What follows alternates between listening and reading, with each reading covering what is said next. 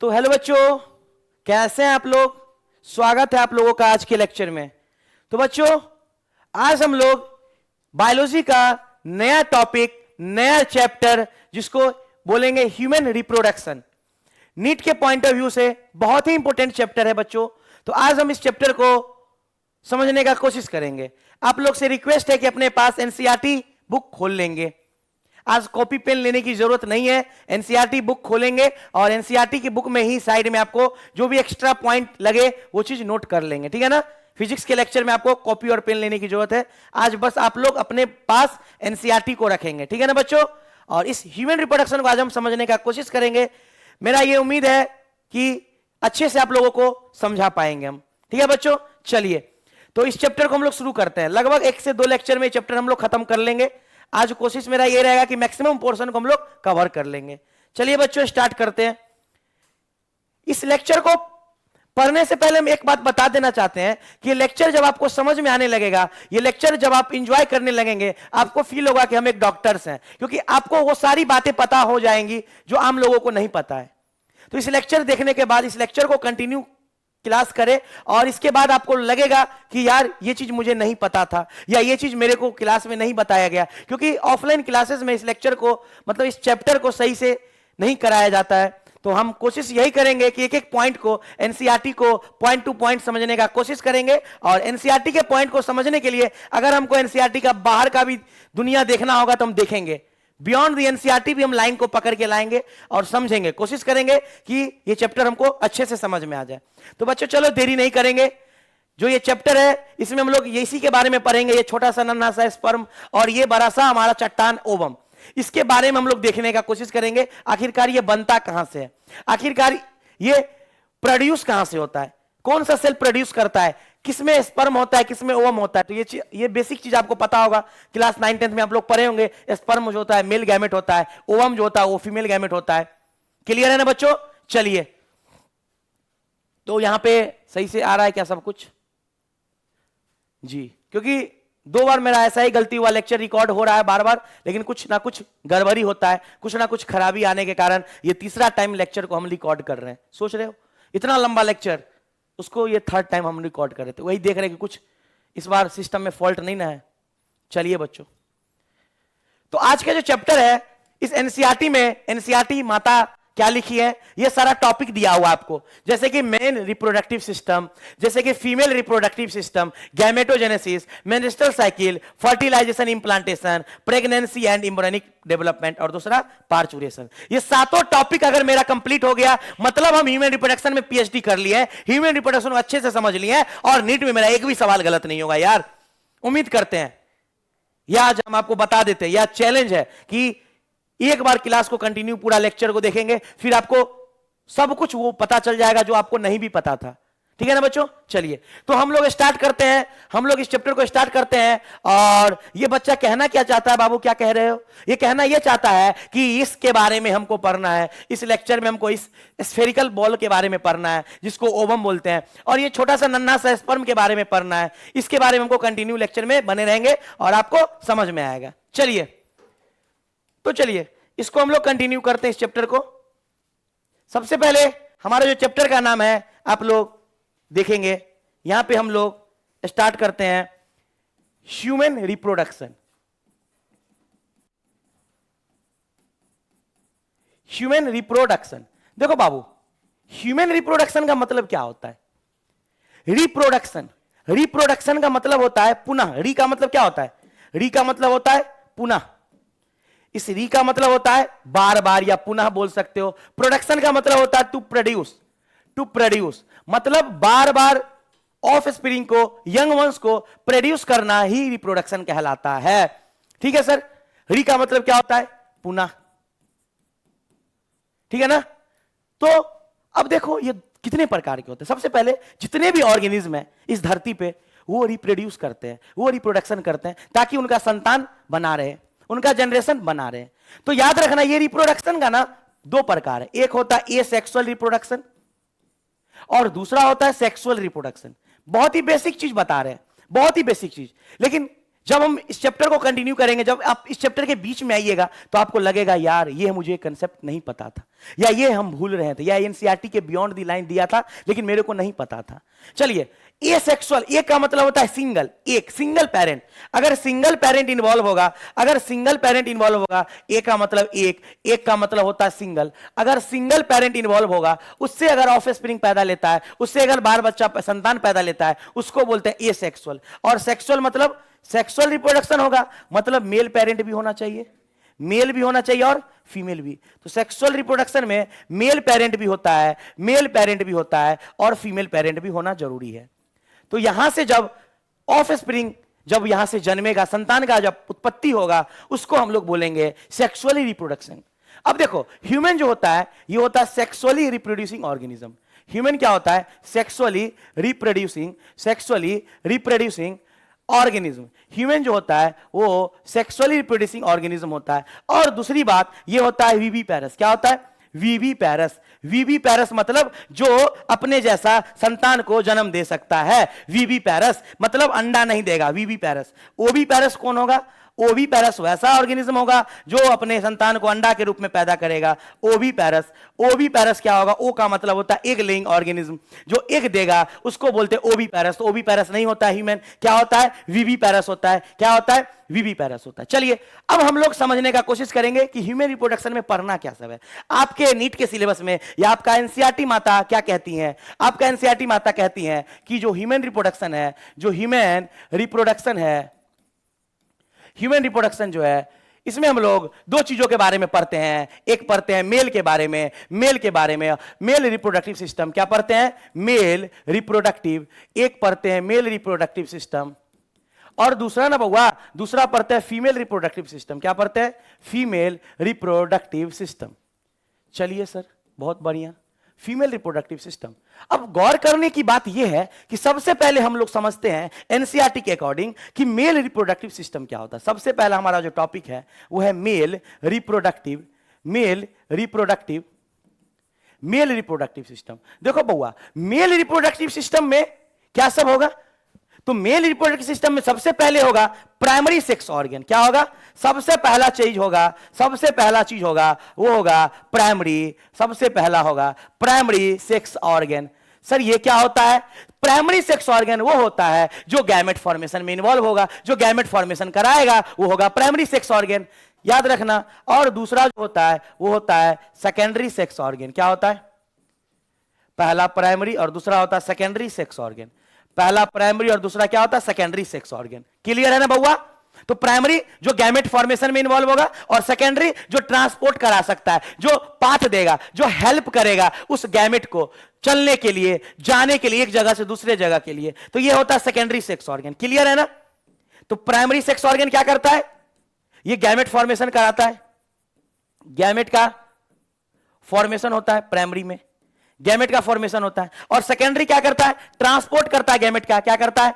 Transport करता है, help करता है उस गैमेट को, उस जो गैमेट, जो भी गैमेट बना, मेल गैमेट या फीमेल गैमेट, उसको ये हेल्प करेगा। तो ट्रांसपोर्ट करने का काम सेकेंडरी सेक्स ऑर्गन का काम है, और जो बनाएगा गैमेट को वो है प्राइमरी सेक्स ऑर्गन। अब देखिए मेल का प्राइमरी सेक्स ऑर्गन, मेल का क्या देखेंगे? अभी मेल के बारे में देख रहे हैं, तो मेल के बारे में देख रहे हैं, तो मेल का सबसे पहले देखेंगे प्राइमरी सेक्स ऑर्गन। क्या देखेंगे? सबसे पहले देखेंगे प्राइमरी सेक्स ऑर्गन। तो मेल का प्राइमरी सेक्स ऑर्गन ना बउआ, मेल का प्राइमरी सेक्स ऑर्गन होता है टेस्टिस। क्या होता है? सबसे पहला चीज, मेल का प्राइमरी सेक्स ऑर्गन क्या होता है? ये होता है टेस्टिस। अब सर ये क्या होता है? ये टेस्टिस जो है वो गैमेट बनाएगा। क्या बनाएगा? टेस्टिस जो है गैमेट फॉर्मेशन करेगा, गैमेट का फॉर्मेशन करेगा। सर गैमेट होता क्या है? सर वो चीज जो टेस्टिस बनाया है, वो चीज जो टेस्टिस बनाया है। अब ये गैमेट क्या होगा? इस गैमेट में होगा स्पर्म। क्या होगा? क्योंकि मेल गैमेट है, स्पर्म होगा। ठीक है ना? क्लियर है ना? चलिए सर, तो टेस्टिस के बारे में समझ गए। अब दूसरा हमारा है, दूसरा है सेकेंडरी सेक्स ऑर्गन। दूसरा हमारा है सेकेंडरी सेक्स ऑर्गन। तो बउआ सेकेंडरी सेक्स ऑर्गन किसको बोलेंगे? जो ट्रांसपोर्ट में ना हेल्प करेगा। तो सेकेंडरी सेक्स ऑर्गन में पहला होता है एसेसरी डक्ट, पहला होता है एसेसरी डक्ट, और दूसरा होता है एसेसरी ग्लैंड्स। तो पहला एसेसरी डक्ट, दूसरा एसेसरी ग्लैंड्स। तो ये दो प्रकार का होता है हमारा सेकेंडरी सेक्स ऑर्गन। अब देखो डक्ट का मतलब क्या होता है, पाइप लाइक स्ट्रक्चर, पाथ जो प्रोवाइड कराएगा, पाइप लाइक डक्ट। देखिए डक्ट, तो डक्ट में जो एसेसरी डक्ट होता है वो होता है, पहला जो होगा वो होगा रेटी टेस्टिस। क्या होगा, रेटी टेस्टिस। बहुआ दूसरा जो होगा वो होगा वासा इफ्रेंसिया। क्या होगा, दूसरा जो होगा वो होगा वासा इफ्रेंसिया। तीसरा जो होगा इपीडिडाइमिस। क्या होगा, इपीडिडाइमिस। और चौथा जो होगा वो होगा वास डिफरेंस। क्या होगा, वास डिफरेंस।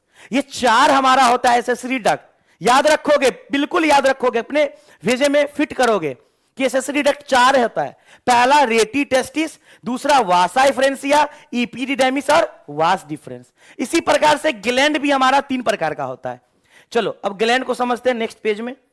ग्लैंड भी हमारा तीन प्रकार का, पहला होता है सेमाइनल वेसाइकल। क्या होता है, सेमाइनल वेसाइकल।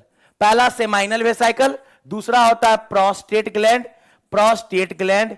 दूसरा हमारा होता है प्रोस्टेट ग्लैंड। और बहुआ तीसरा होता है bulbo urethral gland, bulbo urethral gland. Clear है ना, अरे समझ रहे हो कि नहीं समझ रहे हो यार। तो ये तीनों ग्लैंड हमारा होता है एसेसरी ग्लैंड, जो कि मेल में पाया जाता है। अब सर ये तीनों का तो समझ गए, सर तीनों के बारे में बताइए। बिल्कुल बताएंगे। देखो जो सेमाइनल वेसाइकल होता है ये फ्रुक्टोज रिलीज करता है, फ्रुक्टोज बनाता है। फ्रुक्टोज एकमात्र ऐसा ग्लैंड है जो मेल में पाया जाता है। सेमाइनल वेसाइकल फ्रुक्टोज बनाएगा, फीमेल में फ्रुक्टोज का कंपोजिशन बिल्कुल ही नहीं होता है। याद रखोगे, सेमाइनल वेसाइकल ऐसा ग्लैंड है जो फ्रुक्टोज बनाएगा। क्या बनाएगा, फ्रुक्टोज। और प्रोस्टेट ग्लैंड जो होता है वो कैल्शियम आयन बनाता है। इसके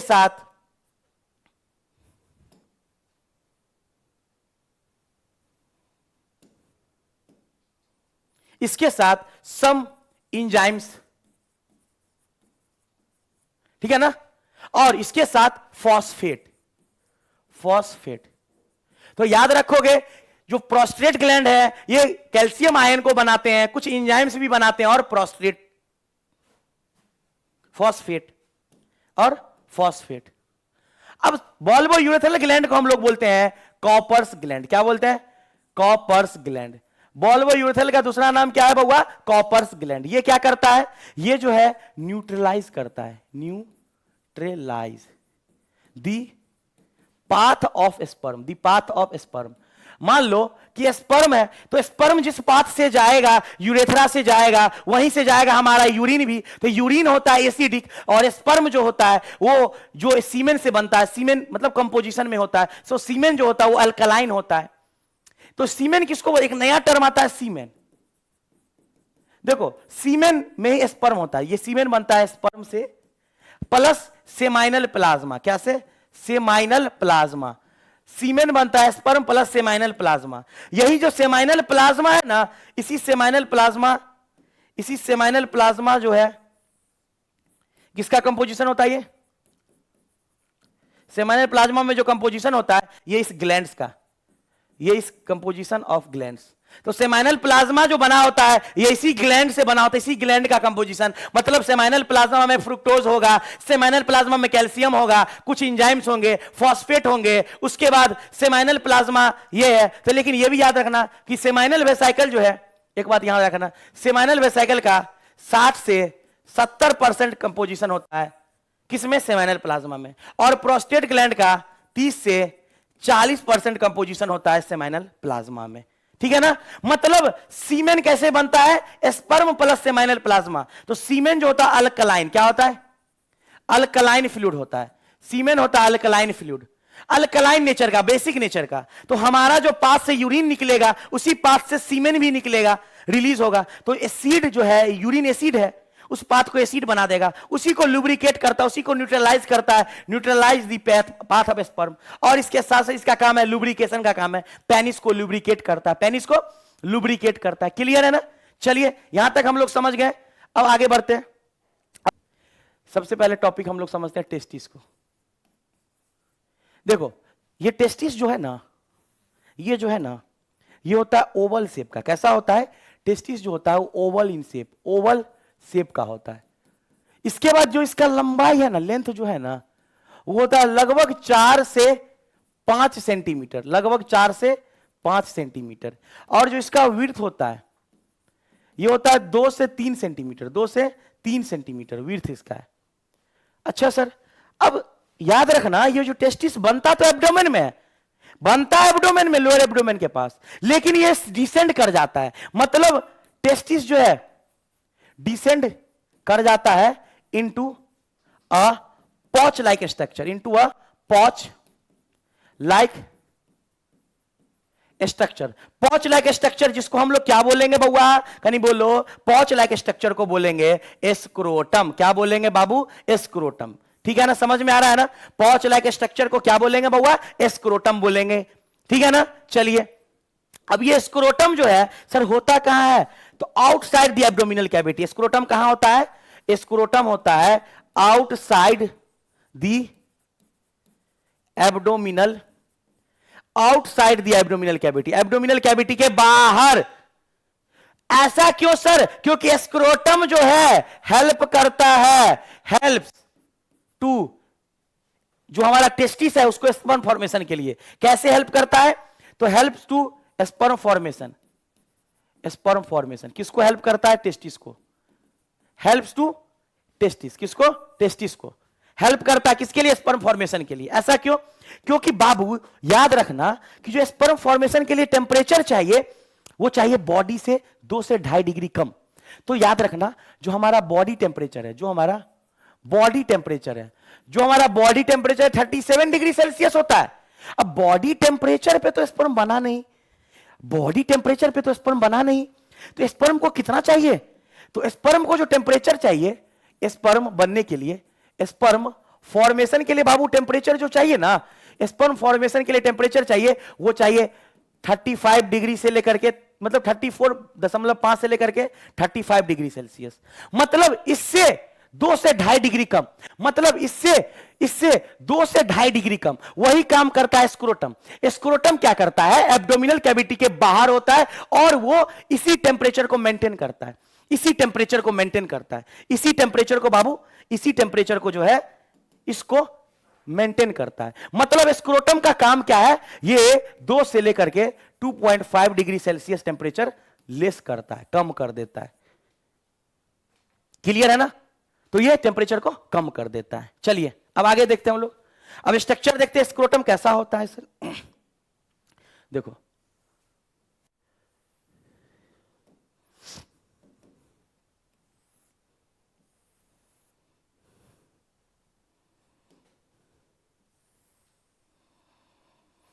यहां पे हम लोग बनाते हैं, इस चीज को हटा दो।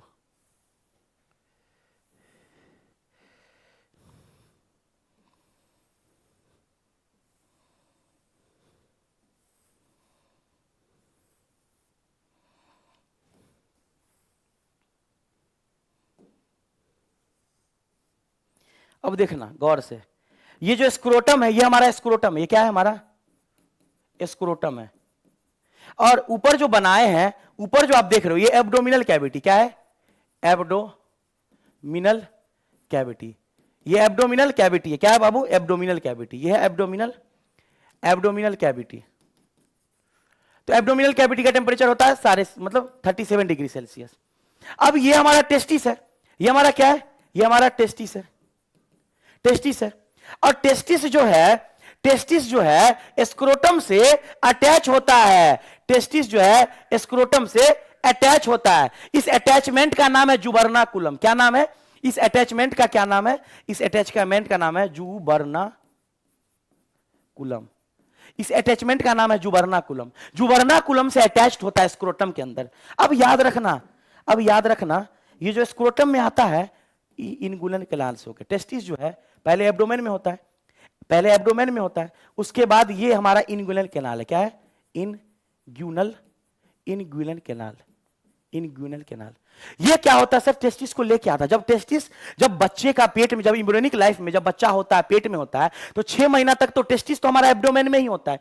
टेस्टिस तो हमारा बाबू एब्डोमेन में ही होता है। ये डिसेंड करके लेके आता है, ये डिसेंड करके होके आता है 7वें महीने में। जब बच्चे का 7 महीना हो जाता है इम्ब्रियोनिक लाइफ का, तो 7वें महीने में, मतलब 7th मंथ में ये टेस्टिस जो है, 7th मंथ में ये जो टेस्टिस है कहां आ जाता है? स्क्रोटम में। कहां आ जाता है? स्क्रोटम में। याद रखना कि टेस्टिस तो एब्डोमेन में बनता है, लेकिन 7वें महीने के दौरान ये आ जाता है स्क्रोटम में। ये इन्ग्यूनल कैनाल से होकर के, इस रास्ते से होकर के, उसके बाद जैसे ही ये टेस्टिस आया तो फिर ये ऊपर ना चले जाए, तो ये वाला रास्ता इसको पैक हो जाता है, ये रास्ता पैक हो जाता है, इन्ग्यूनल कैनाल का रास्ता पैक हो जाता है।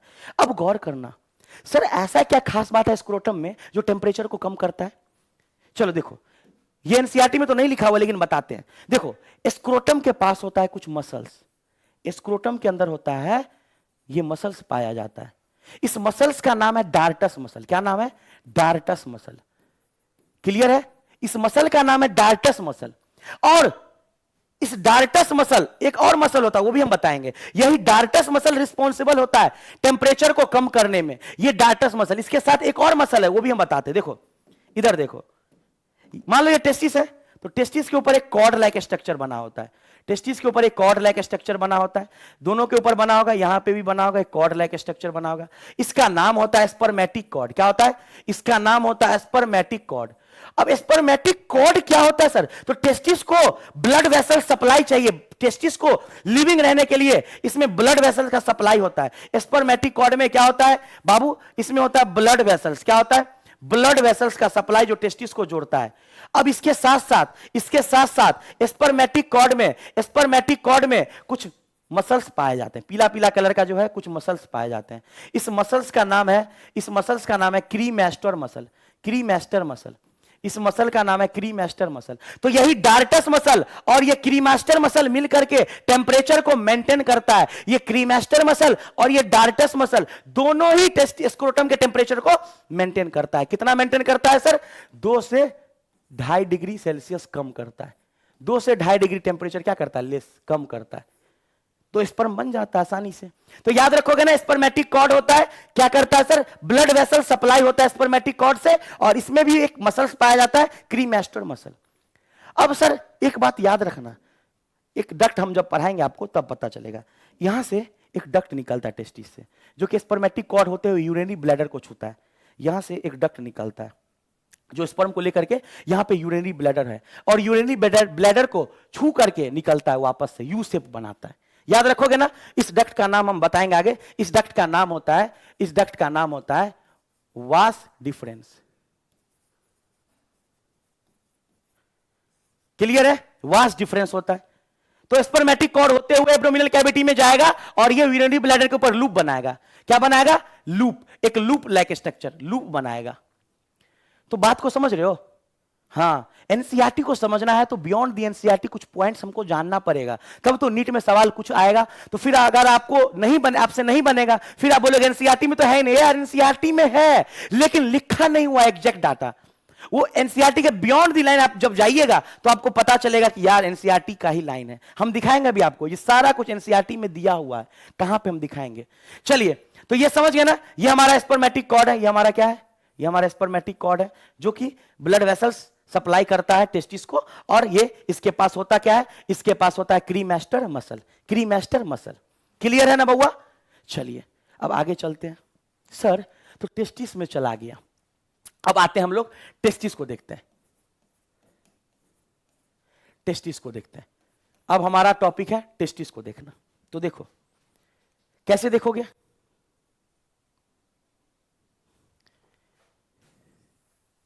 ये मान लेते टेस्टिस ओवल शेप का है, और इस टेस्टिस को कवर करता है बाहर से आउटर लेयर। इस टेस्टिस को बाहर से कवर करता है, इस टेस्टिस को ना बउआ बाहर से कवर करता है। इसको बोलते हैं हम लोग टूनिका वेजिनैलिस। जो टेस्टिस को बाहर से कवर करता है और पार्शियली कवर करता है, मतलब इधर आधा आधी, इनकम्प्लीट। क्या कवर करता है? इनकम्प्लीट होता है ये, इनकम्प्लीट होता है। अब देखो, ये हमारा टेस्टिस का डोर्सल वाला भाग और ये वेंट्रल वाला भाग। तो वेंट्रल के तरफ से सिर्फ कवर करता है टेस्टिस को, वेंट्रल से कवर करता है ट्यूनिका वेजिनैलिस, ट्यूनिका वेजिनैलिस। इसके बाद ये जो टेस्टिस का जो लेयर है, ये जो मसल, इसको बोलते हैं ट्यूनिका, ट्यूनिका अल्बुजिनिया, ट्यूनिका अल्बुजिनिया। तो क्लियर है ना? डोर्सल वाला ये पूरा ट्यूनिका अल्बुजिनिया पूरा कवर करता है, कंप्लीट होता है। इसके बाद हम आपको एक चीज और बताते हैं। मान लो टेस्टिस को यहां से बांट देते हैं और इसके अंदर कंपार्टमेंट होता है, 1 2 3, बहुत होता है, हम बस इतना ही दिखा रहे हैं। ये जो लेयर बना हुआ कंपार्टमेंट का, इसको बोलते हैं tunica, tunica vascularis, tunica vascularis. तो ये ट्यूनिका वेस्कुलरिस है और ये कंपार्टमेंट को हम लोग क्या बोलेंगे? इस कंपार्टमेंट का, ये जो कंपार्टमेंट बना हुआ है, इस कंपार्टमेंट को बोलते हैं टेस्टिकुलर लोब्यूल। क्या बोलते हैं? Testicular lobule. इस कंपार्टमेंट का नाम है टेस्टिकुलर लोब्यूल। ये होता कितना है? ये होता है अप्रोक्स 250 कंपार्टमेंट। कितना कंपार्टमेंट होता है?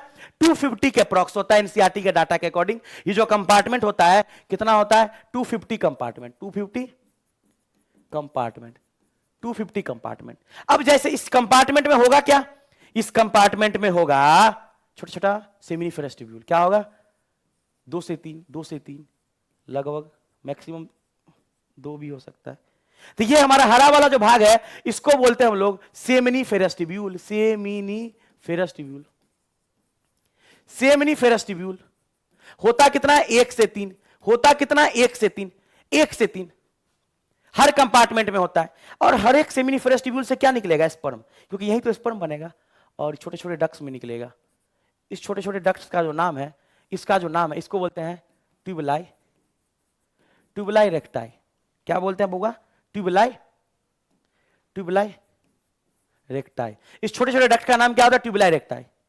अब देखो, अब जैसे ही ये छोटे छोटे डक्ट मिला, अब यहां से एक बड़ा सा डक्ट में खुलेगा, एक बड़ा सा क्वाइल्ड पोर्शन है।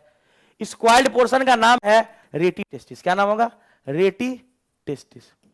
अब रेटी टेस्टिस से आगे जो है ये ओपन होगा और छोटे छोटे क्वाइल्ड पोर्शन बनेंगे। इसका नाम होगा, इसका नाम होगा वासा इफ्रेंसिया। क्या नाम होगा? वासा इफ्रेंसिया। क्लियर है?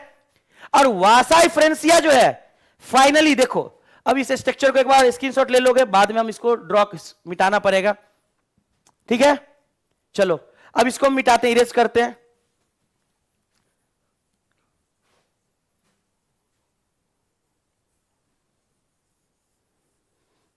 अब देखो, अब देखो ये खुलेगा का एक नेक्स्ट डक्ट हम बनाते हैं।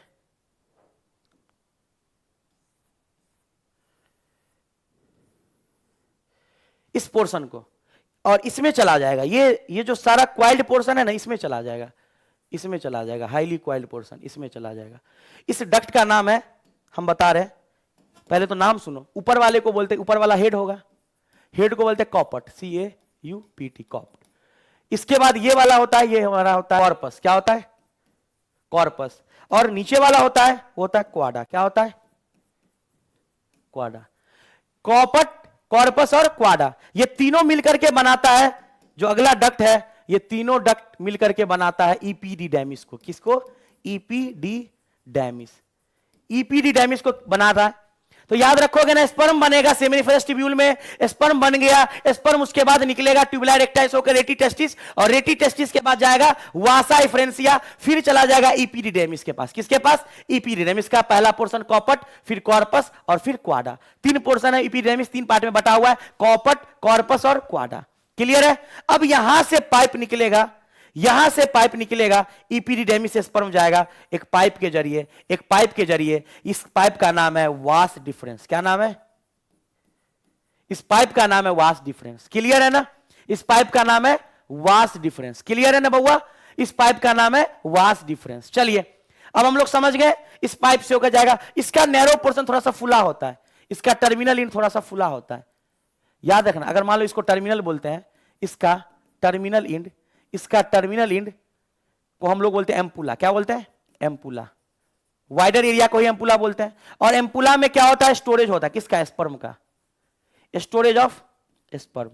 स्पर्म जो है स्टोर कहां पे होता है, एम्पुला में। कहां पे स्टोर होता है, इस वास डिफरेंस के टर्मिनल इन एम्पुला में। और इपीडिडर्मिस का भी बहुत बड़ा काम है, हम बताएंगे अभी, आप सबका एक एक करके काम बताएंगे, ठीक है ना। चलो सबका एक एक करके काम बताएंगे। सबसे पहले तो समझो कि स्पर्म बना कहां, सेमिनिफेरस ट्यूब्यूल में।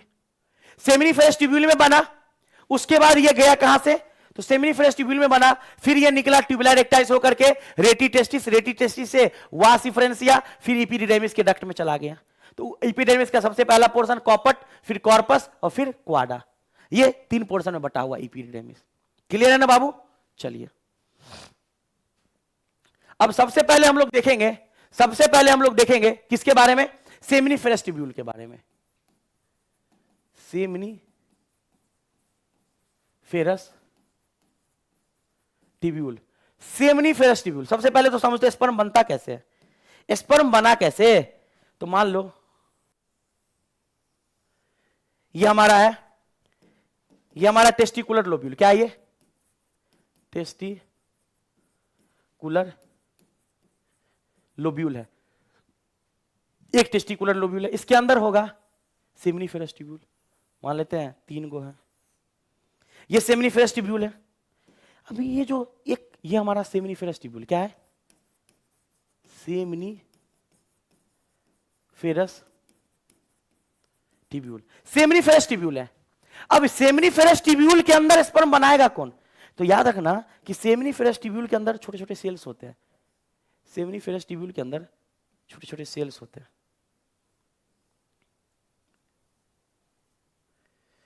छोटे छोटे सेल्स होते हैं। अब देखो इसके बारे में हम आपको चर्चा करेंगे, अभी हम चर्चा करेंगे, बिल्कुल चर्चा करेंगे इसके बारे में। इस छोटे छोटे सेल्स का नाम क्या है सर, इस छोटे छोटे सेल्स का नाम है मेल जर्म सेल। क्या नाम है, मेल जर्म सेल। इसी को तो बोलते हैं स्पर्मेटोगोनिया, इसी को बोलते हैं स्पर्मेटोगोनिया, इसी सेल्स को बोलते हैं स्पर्मेटोगोनिया। और यही स्पर्म बनाता है, क्या बनाता है बाबू, स्पर्म बनाता है। और ये जो लाल लाल वाला है इसको बोलते हैं सर्टोली सेल। क्लियर ना, क्लियर है ना। तो सब में पोर्शन में यहां भी होगा, यहां भी बनेगा, ये सब जगह मेल जर्म सेल होगा। और उसके बाद मेल जर्म सेल के बाद होगा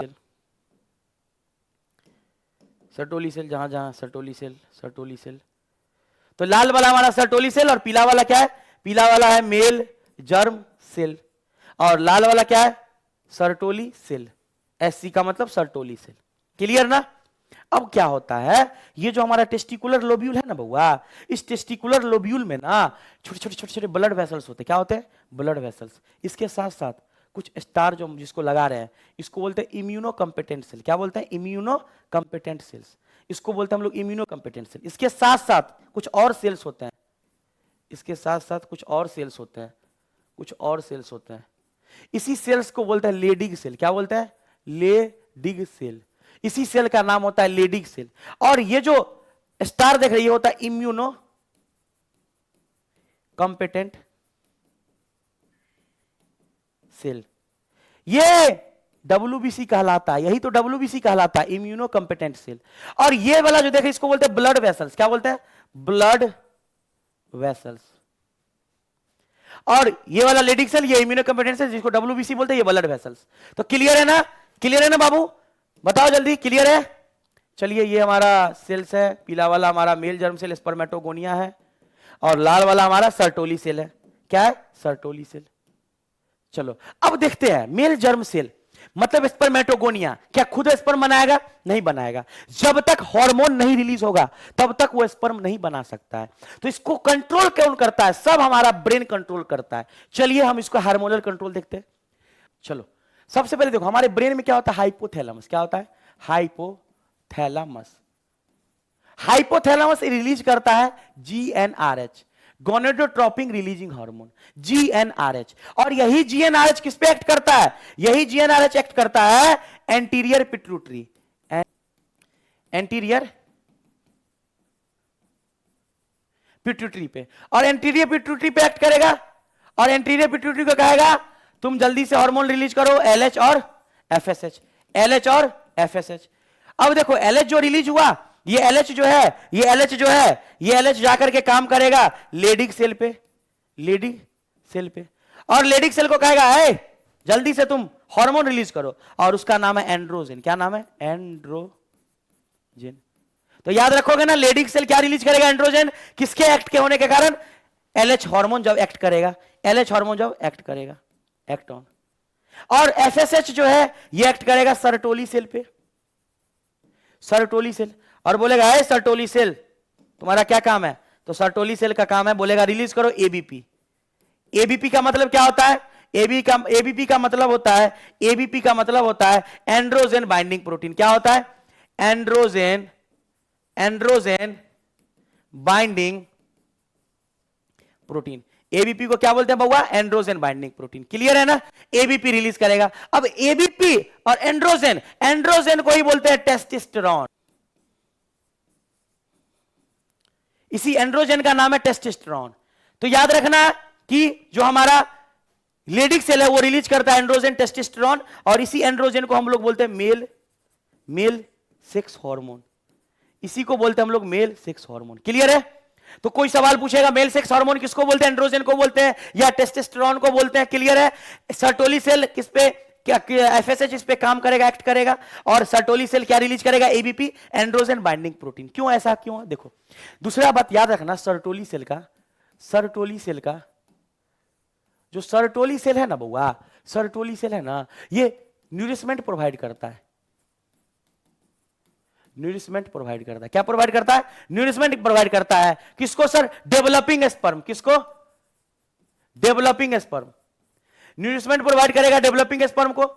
ठीक है सर। इसके साथ साथ जो सर्टोली सेल का काम है वो ब्लड टेस्टिस बैरियर का भी काम है। इसके साथ साथ सर्टोली सेल जो है ब्लड टेस्टिस बैरियर का भी काम करता है, ब्लड टेस्टिस बैरियर का भी काम करता है हमारा सर्टोली सेल। अब ये क्या होता है सर? देखो मान लो ये हमारे इसके अंदर सर्टोली सेल है, अब एंड्रोजन रिलीज करेगा क्या? मतलब लेडिक सेल, क्या ये हमारा लेडिक सेल है, लेडिक सेल क्या रिलीज करेगा? मेल सेक्स हार्मोन एंड्रोजन या टेस्टोस्टेरोन। अब ये क्यों रिलीज हुआ? इसके रिलीज होने के कारण ही तो स्पर्म बनेगा। ये काम किस पे करेगा? ये काम करेगा मेल जर्म सेल पे, और मेल जर्म सेल से क्या रिलीज करवाएगा? स्पर्म को। तो काम कौन करेगा? लेडिक सेल हार्मोन रिलीज करेगा एंड्रोजन। ऐसे ही नहीं रिलीज करता है, हाइपोथैलेमस इंस्ट्रक्शन देता है जीएनआरएच के थ्रू। किसको? एंटीरियर पिट्यूटरी को। और वो कहता है तुम जल्दी से दो हार्मोन रिलीज करो, एलएच और एफएसएच। एलएच काम किया लेडिक सेल पे, और लेडिक सेल को बोला रे तुम एंड्रोजन रिलीज करो, तो male sex hormone androgen testosterone. और दूसरा एफएसएच क्या बोला? तुम एबीपी रिलीज करो, एंड्रोजन बाइंडिंग प्रोटीन। जैसे मान लो ये जो एंड्रोजन रिलीज किया, क्या ये अंदर जाएगा? नहीं जा सकता है। क्यों सर? अगर ये अंदर चला गया, मान लो सर्टोली सेल नहीं है, हम सोचे सर्टोली सेल गायब है, नहीं है, तो घुस सकता है अंदर।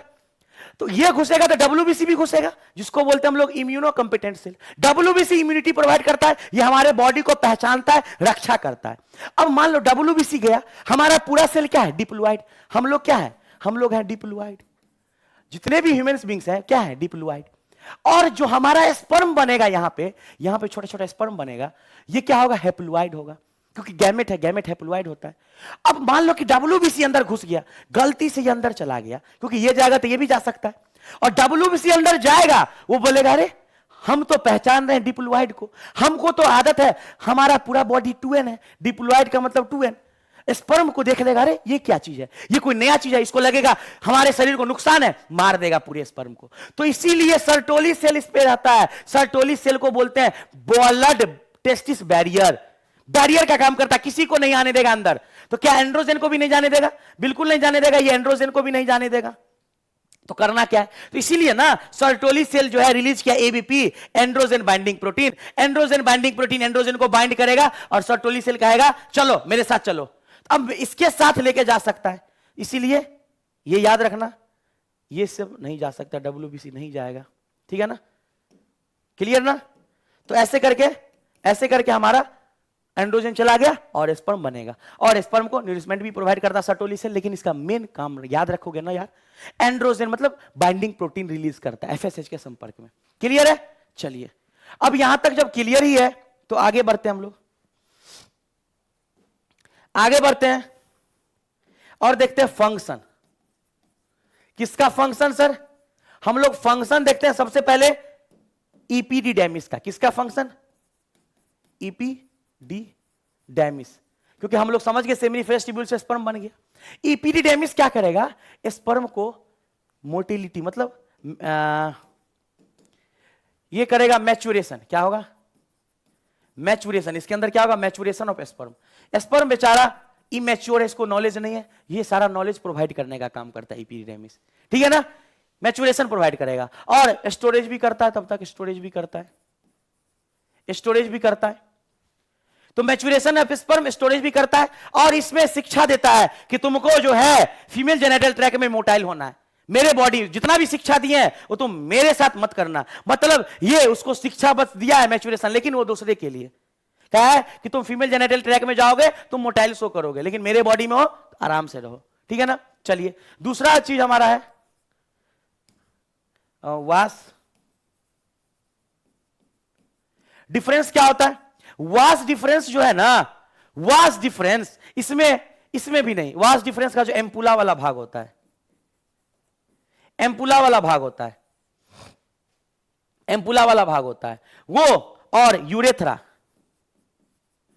यूरेथ्रा का जो पहला भाग होता है, इस दोनों के बीच मिलकर के एक बनता है पोर्शन, उसको बोलते हैं इजैकुलेटरी डक्ट। क्या बोलते हैं? Ejaculatory duct.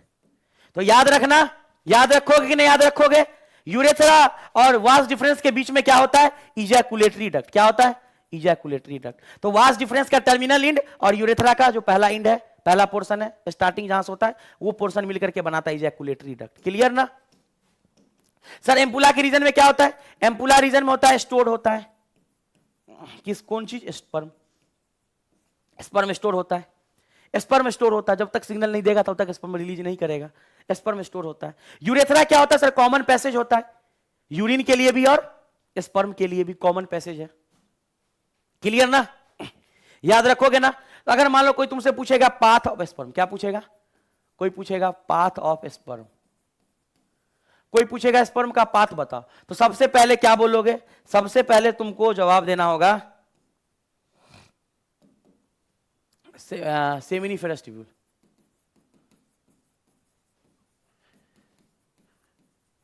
सेमिनिफेरस ट्यूब्यूल के बाद स्पर्म जो आएगा वो आएगा ट्यूबुलाई रेक्टाई। ट्यूबुलाई रेक्टाई के बाद आएगा रेटी टेस्टिस। इसके बाद आएगा वासा इफ्रेंसिया। वासा इफ्रेंसिया को टप के आएगा इपीडिडेमिस, और इपीडिडेमिस से टपने के बाद चला जाएगा वास डिफरेंस। वास डिफरेंस के बाद इजैकुलेटरी डक्ट, और इजैकुलेटरी डक्ट को टपेगा तो यूरेथ्रा, और यूरेथ्रा के इंड को बोलते हैं यूरेथ्रल मिएटस। Urethral meatus. तो ये स्पर्म का पाथ होता है, ये पूछा गया है नीट के प्रीवियस ईयर क्वेश्चंस में, मतलब जो क्वेश्चन आया हुआ है उसमें पूछा था पाथ ऑफ स्पर्म। तो याद रखोगे ना पाथ ऑफ स्पर्म को? याद रखोगे ना? सेमिनिफेरस ट्यूब्यूल से निकलेगा tubuli recti, rete testis, vas efferentia, epididymis, vas deferens, ejaculatory duct, urethra और यूरेथ्रल मिएटस। क्लियर है ना बाबू? उम्मीद करें ना समझ में आया होगा। चलिए सर, अब स्पर्म स्पर्म इतना क्या है, स्पर्म के बारे में हम लोग समझते हैं। देखो जो स्पर्म होता है, स्पर्म ये मोटाइल होता है। क्या होता है? मोटाइल होता है। याद रखना ये स्पर्म कहां पे पाया जाता है? जो जैसे ही मेल से बना, सेमिनिफेरस ट्यूब्यूल से निकला, और जो ग्लैंड्स थे सेमाइनल वेसिकल, प्रोस्टेट और बल्ब यूरेथ्रल, उसका जो इसका जो कंपोजिशन होता है, मतलब सेमाइनल प्लाज्मा। तो स्पर्म अगर सेमाइनल प्लाज्मा से मिला तो ये नाम चेंज कर लेगा और कहलाएगा सीमेन। क्या कहलाएगा? सीमेन कहलाएगा। स्पर्म नाम चेंज कर लेगा और सीमेन कहलाएगा। याद रखना कि एक बार इजैकुलेशन में 2 से 3 ml सीमेन रिलीज होता है पर इजैकुलेशन। एक इजैकुलेशन में 2 से 3 ml सीमेन रिलीज होता है, और इसी में 200 से 300 मिलियन स्पर्म होता है। 200 से 300 मिलियन स्पर्म होता है एक इजैकुलेशन में। समझ रहे हो इसका मतलब क्या हुआ? इसका मतलब हुआ 20 करोड़ से 30 करोड़, 20 करोड़ से 30 करोड़ स्पर्म रिलीज होता है एक इजैकुलेशन में। इतना ml सीमेन निकलता है और इसमें इतना स्पर्म होता है। क्लियर है ना? तो सीमेन, ये सेमेनल प्लाज्मा के बारे में बता दिए। अब सीमेन के अंदर क्या होगा? सीमेन के अंदर पाया जाएगा फ्रुक्टोज। क्यों सर इतना नाम ले रहे फ्रुक्टोज का? अरे यही तो है जो सेक्सुअल एक्टिविटी के बारे में बताएगा कि किसी में रेप का केस हुआ है कि नहीं। अगर रेप का केस किसी को पता करना है तो वो इसी फ्रुक्टोज से पता करता है कि फीमेल के जेनेटल ट्रैक में फ्रुक्टोज मिलता है तो सेक्सुअल इंटरकोर्स हुआ है, नहीं मिलता है मतलब नहीं हुआ है। तो ये फ्रुक्टोज ही होता है विजर्निटी का रियल इंडिकेटर, जो कोई सेक्सुअल इंटरकोर्स किया है कि नहीं किया है। ठीक है ना? तो याद रखना फ्रुक्टोज के बारे में। इसीलिए हम इतना अंडरलाइन करें फ्रुक्टोज, ये क्योंकि किसी फीमेल में नहीं पाया जाता है। चलिए एनसीईआरटी माता को हम लोग समझते हैं। पहला पॉइंट एनसीईआरटी का, ह्यूमन रिप्रोडक्शन। क्या लिखा हुआ है? Are you aware human are sexually reproducing organism. तुम लोग अवेयर हो गए ह्यूमन जो होता है वो सेक्सुअली होता है, ना कि एसेक्सुअली। वीवी पैरस होता है, बता चुके हैं कि वीवी पैरस होता है। उसके बाद इसमें जो है रिप्रोडक्टिव इवेंट्स होते हैं कुछ कुछ, जैसे कि पहला गैमेटोजेनेसिस, हम लोग स्पर्म बना के आए हैं तो फॉर्मेशन ऑफ गैमेट को बोलते हैं गैमेटोजेनेसिस। हम लोगों में स्पर्म बनता है तो स्पर्मेटोजेनेसिस, फीमेल में ओवम बनता है तो ओजेनेसिस। क्लियर ना? अब आइए, जैसे ही गैमेट बना, गैमेट को रखना तो नहीं है, इसको निकालना है, तो उसको बोलते हैं इनसेमिनेशन। क्या बोलते हैं? इनसेमिनेशन। हमारा गैमेट फीमेल के जेनेटल ट्रैक में चला गया, हमारा गैमेट स्पर्म फीमेल के जेनेटल ट्रैक में गया, ये कहलाता है इनसेमिनेशन। क्या कहलाता है? इनसेमिनेशन। उसके बाद जैसे ही गया हमारा गैमेट तो उसके बाद फीमेल गैमेट ओवम से मिलेगा, फर्टिलाइज होगा तो कहलाएगा फर्टिलाइजेशन। क्या कहलाएगा? फर्टिलाइजेशन। और जैसे ही फर्टिलाइज होगा जायगोट बनेगा। एक से दो सेल हो गया, जायगोट बना, डिप्लॉइड। और जायगोट जैसे ही डेवलप करेगा वो एम्ब्रियो में बदल जाएगा। देख लो, जायगोट जैसे ही डेवलप करेगा, जायगोट जैसे ही डेवलप करेगा, जायगोट देखो, जायगोट जैसे ही डेवलप करेगा ये एम्ब्रियो में, और एम्ब्रियो के ब्लास्टोसिस्ट स्टेज में जाकर के ये यूट्रस के वाल से चिपक जाएगा। क्या होगा? यूट्राइन वाल से क्या होगा? इंप्लांटेशन। इंप्लांटेशन का मतलब चिपकना, इंप्लांट हो जाएगा, चिपक जाएगा। उसके बाद डेवलप करेगा वहां पे एम्ब्रियोनिक डेवलपमेंट, जिसको बोलते हैं गैस्ट्रेशन पीरियड। क्या बोलते हैं? गैस्ट्रेशन। और फिर से वापस से बेबी का डिलीवरी होगा। डिलीवरी को बोलते हैं पार्चुरेशन। क्या बोलते हैं? पार्चुरेशन का मतलब होता है डिलीवरी। ठीक है ना? क्लियर है ना? यहां पे एक पॉइंट है जो कि आपको याद करने की जरूरत है। स्पर्म जो होता है continue even in old age, man बनते रहता है, स्पर्म का बनना चालू ही रहता है। लेकिन 50 ईयर जाते जाते ओवम जो है फीमेल में सीज कर जाता है, बंद हो जाता है ओवम बनना। ठीक है ना? तो स्पर्म कंटिन्यू होता है इवन ओल्ड एज में भी। चलिए अब देखते हैं हम लोग मेल रिप्रोडक्टिव सिस्टम के बारे में। ये हमारा मेल रिप्रोडक्टिव सिस्टम है। ये हमारा पाइप लाइक स्ट्रक्चर, जो duct like structure, vast difference है। ये हमारा टेस्टिकल्स है, दोनों है, देख रहे हो, एक दो। तो देखते हैं इसमें क्या होता है। टेस्टिस पाया जाता है। टेस्टिस बता दिए, एक पेयर होता है, एक पेयर होता है ओवल शेप का होता है। क्या होता है? ओवल शेप होता है। आगे इसके साथ एसेसरी डक्ट होते हैं। एसेसरी डक्ट का नाम बता दिए हैं, क्या होता है एसेसरी डक्ट में। एसेसरी डक्ट में वो क्या सब होता है? एसेसरी डक्ट में जो होता है वो होता है रेटी टेस्टिस, फिर होता है वास डिफरेंसिया, फिर होता है इपिडिडेमिस, और फिर होता है वास डिफरेंस। और ग्लैंड्स होते हैं। ग्लैंड्स में क्या बोले हैं? सेमाइनल वेसिकल, प्रोस्टेट ग्लैंड और कॉपर्स ग्लैंड या बल्बोयूरेथ्रल ग्लैंड। तो ये ग्लैंड्स होते हैं। एक्सटर्नल जेनिटेलिया हम लोग पढ़ेंगे, अभी नहीं पढ़े, इसको याद रखना, पेनिस होता है। क्या होता है? पेनिस। तो मेल का एक्सटर्नल जेनिटेलिया याद रखोगे नहीं याद रखोगे यार? चलो आगे हम लोग प्रोसीड करते हैं।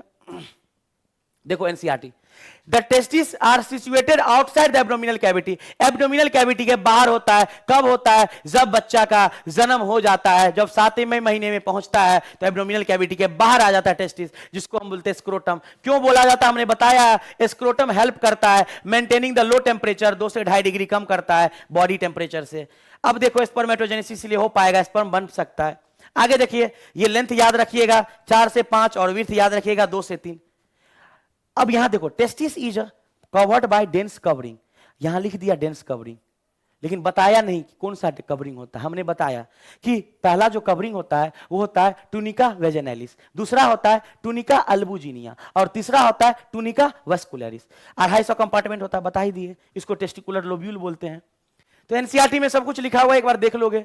एनसीईआरटी में सब कुछ दिया हुआ है। एनसीईआरटी में आपका, क्योंकि यही से सवाल आएगा नीट के पेपर में, यही बुक है आपका, सब कुछ है, गीता रामायण ग्रंथ जो भी है सब यही बुक है। इसको याद रख लो, रट लो दिमाग में। चलिए ये फिगर एक बार देखोगे, ये तुम्हारे एनसीईआरटी में बना हुआ फिगर है। ये यूरेटर है, यहां से यूरिन आएगा, यूरिनरी ब्लैडर में जाएगा। यूरिनरी ब्लैडर को जो लूप बनाया, देखो ये यूरिनरी ब्लैडर के ऊपर जो लूप बनाया है, ये लूप बनाया, यही तो हमारा वास डिफरेंस होता है। यही तो हमारा वास्ट डिफरेंस होता है। तो यही चीज हम बताएं, एक बार देख लोगे, चेक कर लोगे डायग्राम को। चलिए अब देखिए क्या लिखा हुआ है, ईच लोब्यूल में सेमिनिफरस ट्यूब्यूल होता है, क्लियर है ना, 1 से 3, 1 से 1 से 3, 1 से 3। ईच सेमिनिफरस ट्यूब्यूल में lined inside 2 types of cell, male germ cell जिसको बोलते हैं स्पर्मेटोगोनिया, मेल जर्म सेल को क्या बोलते हैं, मेल जर्म सेल को बोलते हैं स्पर्मेटोगोनिया बोलते हैं, स्पर्मेटोगोनिया। और सर्टोली सेल होता है, क्लियर है। मेल जर्म सेल जो है मियोटिक डिवीजन करेगा और स्पर्म बनाएगा, क्लियर है। और सर्टोली सेल न्यूट्रिशमेंट प्रोवाइड करेगा जर्म सेल को, डेवलपिंग स्पर्म को। आगे बढ़िए, अब देखो मान लो ये हमारा मान लो टेस्टिकुलर लोब्यूल है, इसके अंदर पाया जाता है सेमिनिफेरस ट्यूब्यूल। तो बीच वाले जगह को क्या बोलते हैं, इंटरस्टिशियल स्पेस, क्या बोलते हैं, इस बीच वाले जगह को बोलते हैं, इस बीच वाले जगह को बोलते हैं इंटरस्टिशियल स्पेस, क्या बोलते हैं, इंटरस्टिशियल स्पेस।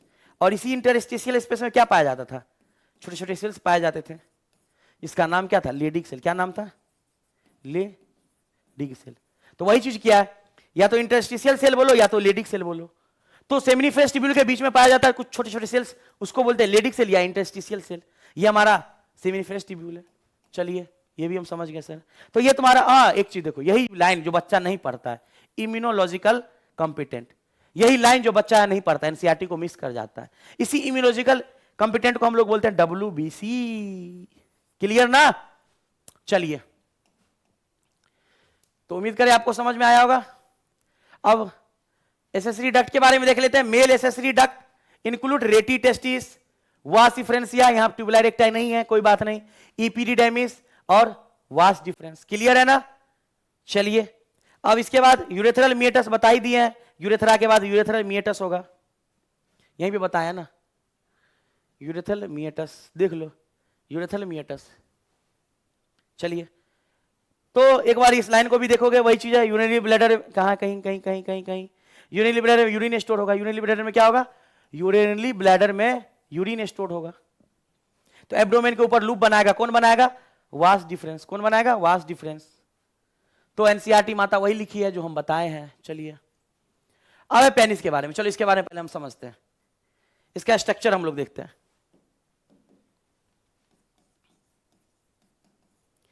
पेनिस क्या होता है, ये होता है मेल एक्सटर्नल जिनेटेलिया, मेल एक्सटर्नल जिनेटेलिया, याद रखना। और कॉपुलेटरी ऑर्गन होता है, क्या होता है, कॉपुलेटरी ऑर्गन होता है, कॉपुलेटरी ऑर्गन होता है, स्पॉन्जी टिश्यू से बना होता है, इरेक्टाइल होता है, क्या होता है, ये इरेक्टाइल होता है। ये क्या होता है बउआ, इरेक्टाइल होता है। इरेक्टाइल क्यों होता है बताते हैं, इसके पास टिश्यू पाया जाता है, देखो मान लो, अब देखो ऊपर की तरफ एक टिश्यू, वही नीचे की तरफ भी होता है। इस टिश्यू का नाम है corpora, corpora cavernosa, corpora, corpora, corpora cavernosa, cavernosa, इस टिश्यू का नाम है कॉर्पोरा कैवर्नोसा। और एक और टिश्यू होता है जो कि इसके नीचे होता है, जो कि ये स्ट्रक्चर बनाता है, ये टिश्यू, इस टिश्यू का नाम है कॉर्पोरा स्पॉन्जियोसम, कॉर्पोरा स्पॉन्जियोसम। और कॉर्पोरा स्पॉन्जियोसम जो इंड है, इस इंड को, इन लार्ज इंड को बोलते हैं ग्लैंस पेनिस, क्या बोलते हैं, ग्लैंस पेनिस, ग्लैंस पेनिस। और ग्लैंस पेनिस को कवर किया, इसको बोलते हैं फॉर स्किन, क्या बोलते हैं, फॉर स्किन। ग्लैंस पेनिस किसका बना हुआ है, कॉर्पोरा स्पॉन्जियोसम का ही बना हुआ है ग्लैंस पेनिस। जो इनलार्ज इंड, पेनिस का जो इंड है, जो इंड है, इसी इंड को बोलते हैं ग्लैंस पेनिस। और ये किससे बना हुआ, कॉर्पोरा स्पॉन्जियोसम से। तो कॉर्पोरा कैवर्नोसा का काउंट है दो गो होता है, और कॉर्पोरा स्पॉन्जियोसम एक ही होता है, ऊपर नीचे बटा हुआ है। और बीचों बीच से यूरेथ्रा गुजरता है, बीचों बीच से यूरेथ्रा का गुजरता है, जो भी हो, स्पर्म हो चाहे वो यूरिन हो, सब गुजरता है। और इसी इंड को हम लोग बोलते हैं यूरेथ्रल मिएटस, यूरेथ्रा का इंड को बोलते हैं यूरेथ्रल मिएटस। तो इन लार्ज इंड को हम बोलते हैं ग्लैंस पेनिस, तो यूरेथ्रल मिएटस के पास पाया जाता है, क्लियर है ना। तो उम्मीद करें ना क्लियर है आप लोगों को। चलिए एनसीईआरटी माता को देखते हैं। देखो क्या लिखा हुआ है एनसीईआरटी में, क्या लिखा हुआ था? Penis is the male external genitalia, it is made up of special tissue. बता दिए दो तरह का टिश्यू है, कॉर्पोरा कैवर्नोसा, दूसरा corpora spongiosum. It help in erection of penis, फैसिलिट insemination. For skin पाया जाता है जो इनलार्ज इन ग्लैंड पेनिस के ऊपर, ग्लैंड पेनिस के ऊपर। अब आते हैं सेसरी ग्लैंड, बता दिए हैं, vesicle, prostate gland, bulbourethral gland, तो ये सब हम बता चुके हैं। सर्टेन एंजाइम्स रखता है, सबका नाम बता दिए, कैल्शियम फॉस्फेट समायन। प्रोस्टेट ग्लैंड रखता है, फ्रुक्टोज हमारा वो सेमिनल वेसिकल में होता है, और लुब्रिकेशन जो न्यूट्रलाइज करता है स्पर्म के पास, मतलब यूरिन जो जाता है यूरेथ्रा के पासेज को, वो करता है कॉपर्स ग्लैंड। क्लियर है? तो उम्मीद करें आप लोगों को समझ में आ गया होगा। अब नेक्स्ट टॉपिक हमारा है फीमेल रिप्रोडक्टिव सिस्टम। तो बच्चों बने रहेंगे, एक एक पॉइंट हम कवर करते जाएंगे, एक एक पॉइंट हम लोग समझेंगे। तो नेक्स्ट टॉपिक हमारा है, जो नेक्स्ट टॉपिक है वो है फीमेल रिप्रोडक्टिव सिस्टम। चलिए तो नेक्स्ट टॉपिक हेडलाइन दीजिए। नेक्स्ट टॉपिक हमारा है female reproductive system. Female reproductive system ये क्या होता है? देखो सबसे पहले फीमेल रिप्रोडक्टिव सिस्टम में प्राइमरी सेक्स ऑर्गन, सबसे पहले देखेंगे primary sex organ. Primary sex organ जो होता है ये होता है इसमें, वो होता है ओवरी। क्या होता है बउआ? ओवरी। क्या होता है? ओवरी। तो फीमेल में प्राइमरी सेक्स ऑर्गन क्या होता है? ओवरी होता है। ओवरी होता है, क्लियर ना? इसका जो लेंथ होता है वो 2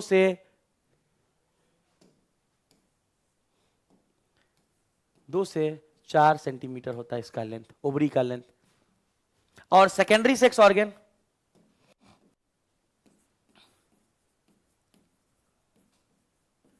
सेकेंडरी सेक्स ऑर्गन जो होता है वो होता है, याद रख लेना, यूटेरस, उसके बाद वेजाइना। अब देखो एक चीज, तो ये चीज हम देखने का प्रयास, सबसे पहले हम ओवरी को देखते हैं, फिर हम सेकेंडरी डक्ट क्या करता है, क्या करेगा? पाथ को ट्रांसपोर्ट करेगा ओवम को। तो ये पाथ होता है पहला जो मेल गैमेट बनाता है, मतलब फीमेल गैमेट बनाएगा, तो फीमेल का पढ़ रहे तो फीमेल गैमेट जो बनाएगा ओवरी। ओवरी क्या बनाता है? फीमेल गैमेट, ओवम को, मतलब ओवा को। तो ओवा फीमेल गैमेट होता है, क्लियर है ना? चलिए तो हम लोग समझते हैं, ओवरी को क्लियर करते हैं। तो हमारा टॉपिक है ओवरी। देखो मान लो ये हमारा पेल्विक वाल, पेल्विक वाल है, तो पेल्विक वाल के नीचे पाया जाता है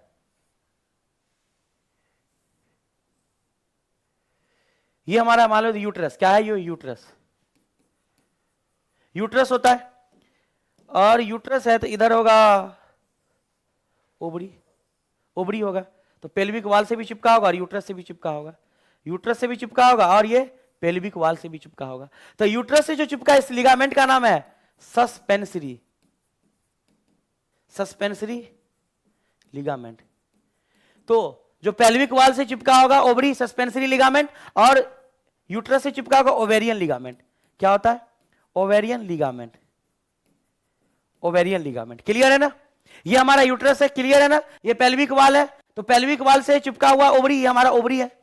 क्या ये? ओवरी, जिसको ओवा बोलते हैं, ओवम बोलते हैं। ओवा रिलीज करता है, ओवा रिलीज करता है। ओवरी क्या रिलीज करता है? ओवा। ओवा मतलब ओवम, ओवम को रिलीज करेगा। याद रखोगे ना यार? याद रखोगे ना? चलिए अब हम लोग आते हैं नेक्स्ट चीज। अब देखते हैं कि सर ओवरी तो देख लिए हम लोग, अब ओवरी कैसा स्ट्रक्चर होता है। तो मान लो हम इस ओवरी को निकालते हैं, तो ओवरी का जो सबसे बाहरी लेयर है ये बना होता है टूनिका एल्बुजिनिया से। किससे? टूनिका एल्बुजिनिया, टूनिका एल्बुजिनिया से बना होता है। अब इसके अंदर वाले को बोलते हैं स्ट्रोमा। क्या बोलते हैं हम लोग? इसको बोलते हैं बउआ हम लोग स्ट्रोमा। अंदर वाला जो स्पेस होता है उसको बोलते हैं स्ट्रोमा। क्या बोलते हैं? स्ट्रोमा बोलते हैं, स्ट्रोमा बोलते हैं। अब स्ट्रोमा डिवाइडेड होता है, स्ट्रोमा डिवाइडेड होता है, तो इस अंदर वाले भाग को बोलते हैं हम लोग मेडुला। डिवाइड हो जाता है और बाहर वाला भाग बन जाता है कॉर्टेक्स। क्या बन जाता है? कॉर्टेक्स। स्ट्रोमा पूरा है, पूरा का पूरा स्ट्रोमा है, डिवाइड कर गया है। बाहर वाला कॉर्टेक्स होता है आउटर भाग, आउटर भाग, और मेडुला होता है इनर भाग। तो इनर भाग को मेडुला बोलते हैं। और मतलब अब देखते हैं हम लोग सबसे पहले यूट्रस। यूट्रस जो है उसको वॉम्ब बोलते हैं। तुम्हारा एनसीईआरटी यूट्रस को क्या बोला है? WOMB, womb. यूट्रस का शेप होता है इन्वर्टेड पियर शेप। कैसा होता है? इन्वर्टेड पियर शेप। कैसा होता है बउआ? तो याद रखो कि यूट्रस का शेप इनवर्टेड पियर शेप। कैसा शेप होता है? इन्वर्टेड पियर शेप होता है। मतलब ऐसा शेप देख लो,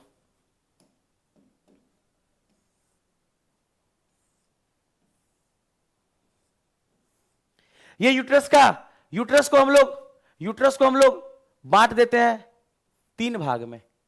यूट्रस का 3 भाग। पहला भाग को बोलते हैं फंडस। क्या बोलते हैं? फंडस। दूसरा भाग को हम लोग बोलते हैं बॉडी। क्या बोलते हैं बउआ? बॉडी। और तीसरा भाग को बोलते हैं सर्विक्स। क्या बोलते हैं? सर्विक्स।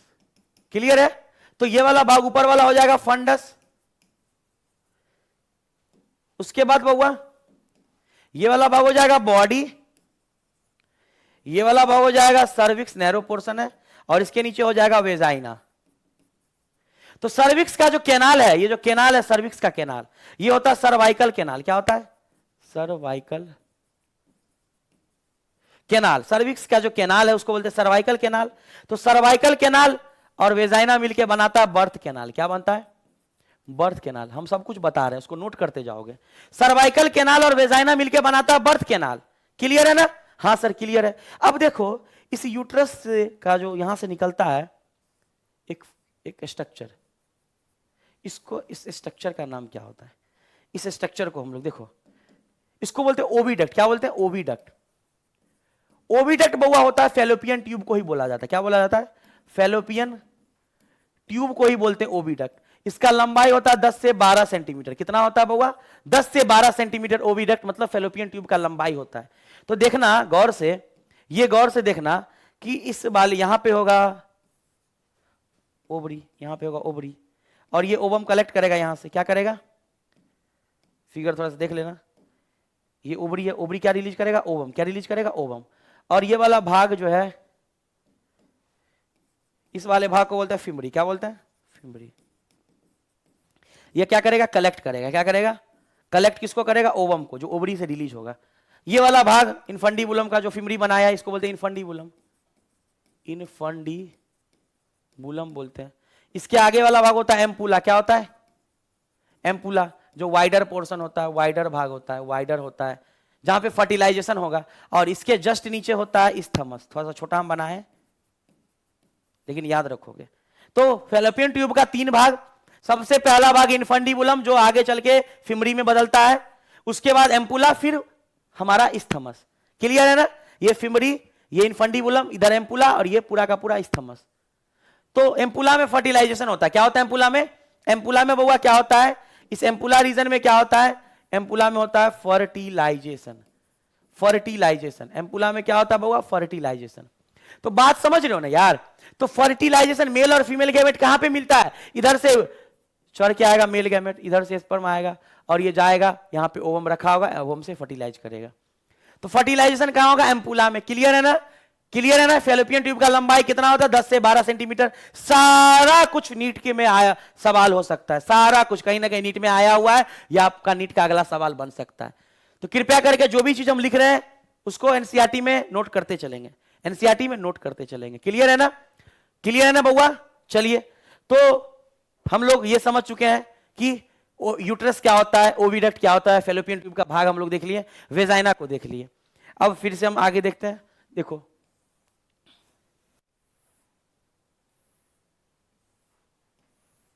देख लो, गौर करके देखना।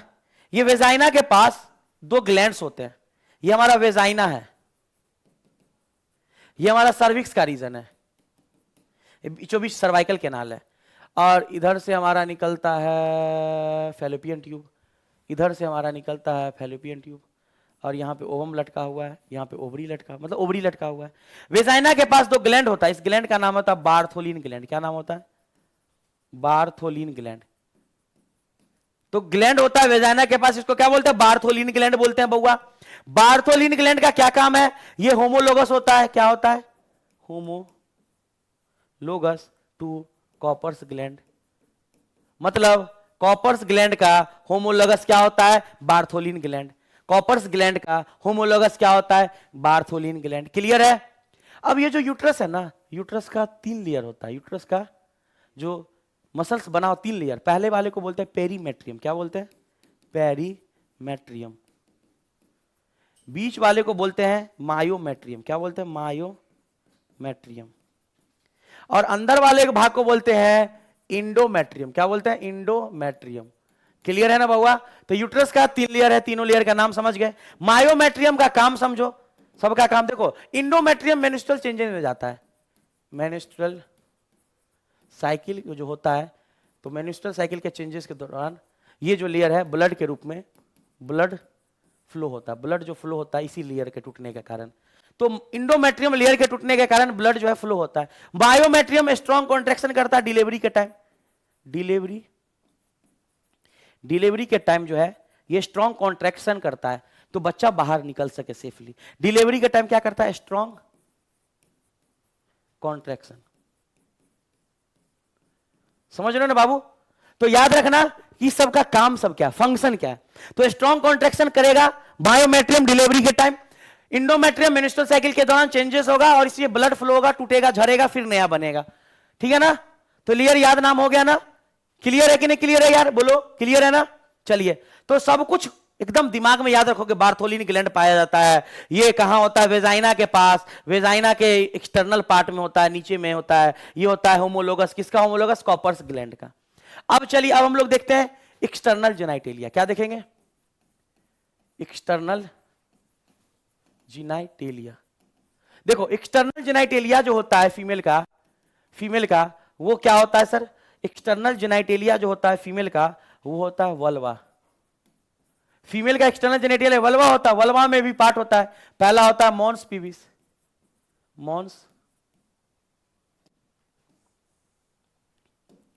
पहला होता है मॉन्स पीविस। कैसे कैसे बनता है वल्वा? दूसरा होता है क्लिटोरिस। तीसरा होता है लेबिया मेजोरा। एकदम याद होना चाहिए आप लोगों को, एकदम डिट्टो याद होना चाहिए, ताकि एग्जाम में कुछ भी क्वेश्चन पूछेगा, क्योंकि नीट में क्वेश्चन घुमाएगा जरूर, डायरेक्ट नहीं क्वेश्चन देगा, लेकिन अगर आपको कंसेप्ट पता है सही से, फिर आप उसको सही करके आइएगा। चलिए, तीसरा जो है, चौथा जो है वो होता है लेबिया माइनोरा। ये सब होता है हमारा फीमेल एक्सटर्नल जेनेटेलिया, जिसको बोला जाता है वल्वा। इसमें होता है, ये सब कहानी होता है। अब स्ट्रक्चर को हम लोग समझने का कोशिश करते हैं। देखो, स्ट्रक्चर को आराम से समझेंगे हम लोग, समझेंगे।